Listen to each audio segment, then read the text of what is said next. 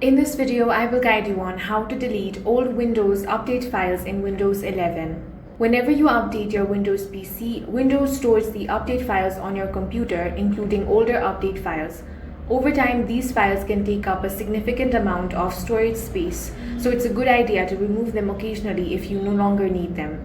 First, let's locate the update files. For that, you want to open File Explorer on your laptop or PC. Now open your C drive. Inside C drive, scroll down and open the Windows folder. Next, you want to locate Software Distribution folder.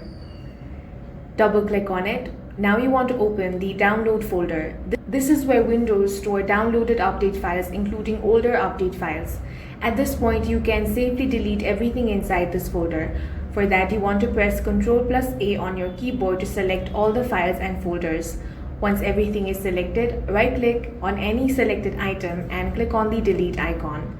If you see a prompt asking for administrator permission, you want to check do this for all current items, then click continue. Windows will now move all of the selected files to the recycle bin. Once the process is complete, you want to open recycle bin. Now inside this, you want to click on the empty recycle bin option. Windows will now permanently remove the old update files, freeing up storage space on your PC. That's all for this video. If you found it useful, make sure to hit the like button and subscribe for more videos like this.